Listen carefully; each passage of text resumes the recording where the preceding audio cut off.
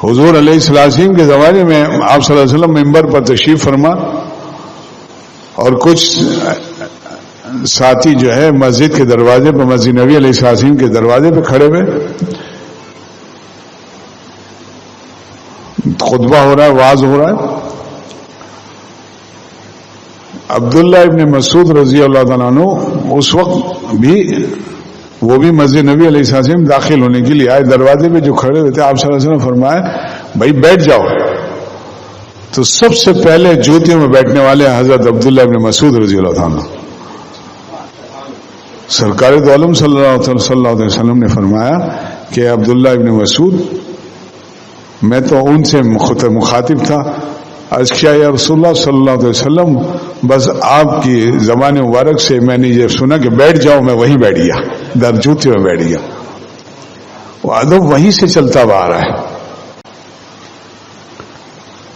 اور اس درجے تربیت تھی کہ خندق کا مارکہ ہے، اور حضرت حذیفہ رضی اللہ عنہ فرماتے ہیں کہ نہ کبھی ایسا خوف، نہ ایسی ٹھنڈ،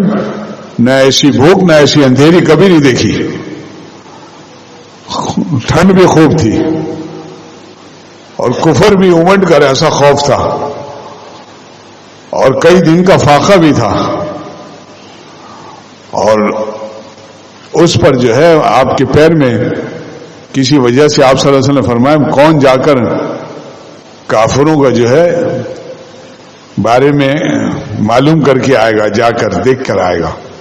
فرماتے ہیں میں اپنے پیر کی تکلیف کے لیے ذرا سا پیر کے اوپر نیچے کے لیے ذرا سا اٹھا، تو حضور علیہ السلام نے فرمایا کہ یہ حذیفہ ہی کا ماشاء اللہ، حالانکہ آپ نے بھی فرمایا ہی تھا، لیکن حذیفہ، حضرت حذیفہ رضی اللہ عنہ کے نصیبے تھے۔ آپ صلی اللہ علیہ وسلم نے جیسے فرمایا تو یہ نہیں فرمایا کہ یا رسول اللہ صلی اللہ علیہ وسلم میں تو پیر کے لیے، ادب دیکھیے، اور خود فرماتے ہیں یہ نہیں عرض کیا کہ رسول اللہ صلی اللہ علیہ وسلم میں تو اس لیے نہیں اٹھا تھا، ادب دیکھیے تٹریڈ۔ اور اس کے ساتھ ساتھ خود فرماتے ہیں کہ ایسی ٹھنڈ تھی اور اتنی ضعف، کمزوری، فاقے کی وجہ سے کہ میں تو یہ سمجھا کہ بس میں کہاں بچوں گا، لیکن کیا حضور، اور اندھیری بھی ایسی، تو حضور علیہ السلام کا معجزہ ایسا کہ چاروں طرف ٹھنڈ ہے لیکن میں چل رہا ہوں اور مجھے گرمی لگے، ٹھنڈ نہیں ہے، اور اندھیری ہے لیکن میرے ساتھ ایک نور اور روشنی چل رہی ہے، اور ایک ہدایت فرمائی۔ یہ دیکھیے یہ تربیت ہے، وہی سلسلہ چل رہا۔ فرمایا کہ حذیفہ صرف جا کر دیکھ کر آنا، کوئی حرکت نہ کرنا۔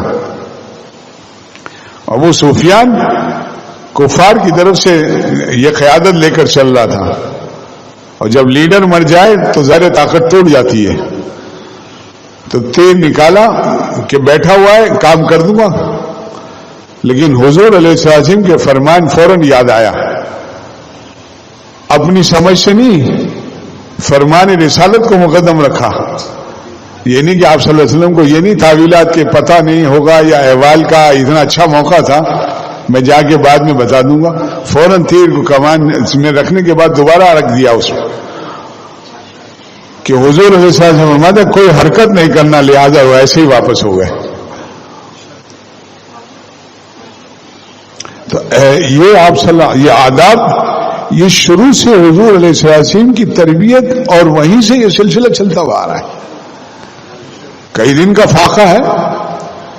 حضرت ابو ہریرہ رضی اللہ تعالیٰ عنہ، لیکن ٹریننگ ہے، کسی سے سوال نہیں، سلام کرتے ہیں۔ سیدنا عمر فاروق رضی اللہ تعالیٰ کو مسجد نبی میں ظاہر اصحاب صفا میں سے تھے، سلام کرتے ہیں۔ حضرت ابوبکر صدیق رضی اللہ عنہ جیسے سرکار صلی اللہ علیہ وسلم کو تشریف لائے تو فوراً سلام کیا۔ آپ صلی اللہ علیہ وسلم جانتے تھے، بینا تھے، سمجھ گئے کہ سلام تو کرنے ہیں لیکن اس میں کیا ہے، یہ بھوک کی وجہ سے کئی روز کا فاقہ ہے جس سے، اور خود فرماتے ہیں بے ہوش ہو جاتا تھا، غشی آ جاتی تھی، لوگ سمجھتے میرے لیے، لیکن سوال پھر بھی نہیں۔ اتنی ایسی تربیت، ایسا ادب، تو تو حضرت فرماتے تھے وہی سارا سلسلہ چلتا ہوا آ رہا ہے. اگر یہ آداب، اسی لیے مولانا جلال الدین رومی رحمۃ اللہ علیہ فرماتے ہیں کہ اے خدا توفیق ادب جویم، یا اللہ مجھے توفیق ادب دے دیجئے. بے ادب محروم فضل رب، اللہ تعالیٰ کے فضل سے محروم رہتا بے ادب. اور متعدد مرتبہ یہ نالائکیں ہوتے رہی، معافی مانگتے ہیں لیکن پھر کرتے ہیں. اور پرانے لوگ ہیں جو بڑی خانقاہ سے تعلق رکھنے والے لیکن اب تک سیکھے ہی کچھ نہیں، نہ ادب سیکھے نہ سمجھ سیکھے.